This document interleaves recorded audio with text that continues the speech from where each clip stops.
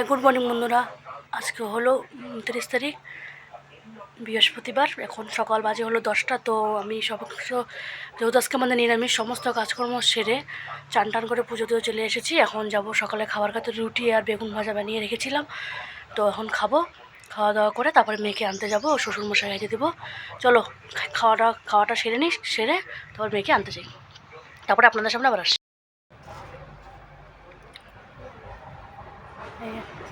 রুটি, বেগুন ভাজা আর মিষ্টি, তো এদিকে আজকে সকালের খাওয়াটা খাবো। খাওয়া দাওয়া করে তারপরে মেয়েকে আনতে যাবো। চলো খাওয়াটা খেয়ে নিই, তারপরে আপনাদের সামনে আবার আসি। তো ফাইনালি মেয়েকে নিয়ে বাড়িতে চলে আসলাম। খুব গরম লাগতেছে, বাইরে প্রচুর পরিমাণে রোদ্দুর উঠেছে। এই যে মেয়েকে নিয়ে আসলাম। এখন ড্রেসগুলো খুলে দেই, খুলে ওকে খেতে দিই কিছু। বন্ধুরা এখন বাজে হলো 12:30। এদিকে আমি রান্না বসিয়ে দিয়েছি। তো কি কি রান্না করব চলো আপনাদেরকে দেখাই। দিয়ে দিয়েছি মুগের ডাল, এগুলো ভেন্ডি কেটে নিয়েছি, ভেন্ডি ভাজা করব। নিয়েছি তো আলু পটলের ডালনা করব। বন্ধুরা এখন বাজে হলো 12:30। তো আমার মোটামুটি রান্না প্রায় কমপ্লিট। চলো দেখাই কি কি রান্না করলাম। আলু পটলের তরকারিটা হচ্ছে, ফুটে এসেছে। মুগের ডাল ডাটা দিয়ে, ভেন্ডি ভাজা, দুধ, 1 কেজি দুধ আছে, আজকে দিয়ে গেলো, তো চাল দিয়ে রাখলাম। তরকারিটা হয়ে থাক, তো মেয়েকে চান করিয়ে দিই। চান টান করে মেয়েকে খাইয়ে দিই, কারণ 12:30 বেজে গেছে। তো মেয়েকে চান করে তারপরে আপনাদের সামনে আবার আসছি। এখন বাজে হলো মোটামুটি 1:30। তো আমার এদিকে সব রান্না বান্না কমপ্লিট, মেয়েকে চান করানো কমপ্লিট। এদিকে আমি গ্যাস ট্যাস মুছে পরিষ্কার করে রেখেছি। তো এখন মেয়েকে খাওয়া দেবো। মেয়ে চান করে দিলাম, মেয়ে গেল ছোটো দাদুদের বাড়ি, বললো একটু ঘুরে আসি। তো বাসন টাসন মাজা কমপ্লিট, চলো দেখাই।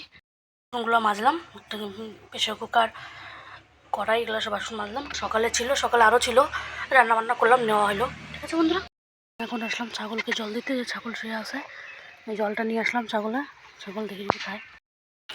তো 2টা বাজে আর কি। তো খাওয়া দাওয়াটা বাকি আছে, আর সব কাজকর্ম শেষ। উঠান ঘরটা সব ঝাড়টা দিয়ে নিলাম। তো আমি হাত মুখ দিয়ে একটু ফ্রেশ হয়ে এসেছিলাম, আসলাম আর কি, জল খাই। বন্ধুরা এখন বাজে হলো 9:15। তো আমি রান্নাঘরে চলে আসলাম রাত্রে কিছু খাওয়া দাওয়ার জন্য।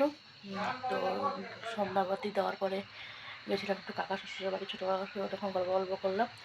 আর মাথার আমাদের একটা কাকু আসছিলো, পরে এই যে মিষ্টি দিয়ে গেছে, এই যে। তো দেখি কী রান্নাবান্না করি, তারপরে রাত্রে খাওয়া দাওয়া করে ঘুমিয়ে পড়বো তাড়াতাড়ি, কারণ শরীরটা খুব খারাপ লাগছে, মাথা ব্যথা করতেছে। তো চলো কী রান্নাবান্না করি ওটা দেখাচ্ছি। আর শ্বশুরমশাই খাচ্ছে, আমার শ্বশুরমশাই অনেক সঙ্গী সাথী, বিলাই 3টা, কুকুর 1টা, সবাই মিলেমিশে খায়।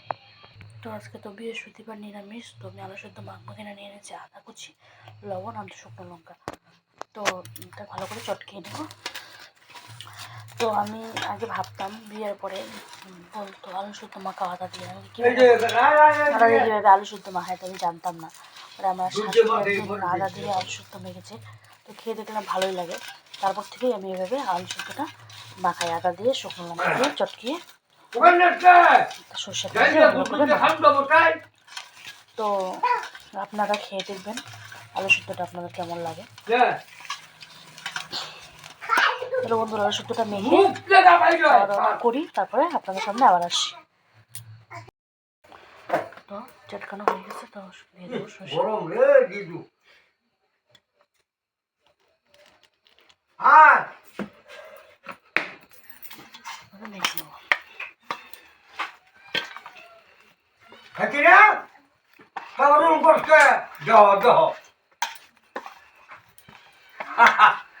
ভগবান তোরে কাটিং দিয়ে হাসি চামচ দিয়ে খাবো। এদিকে ঠেঙান ঠেঙান, গরম দেখছো, মুখ দিয়ে দেখছো। তো ফাইনালি এই যে আলু শুদ্ধ মাখা হয়ে গেল।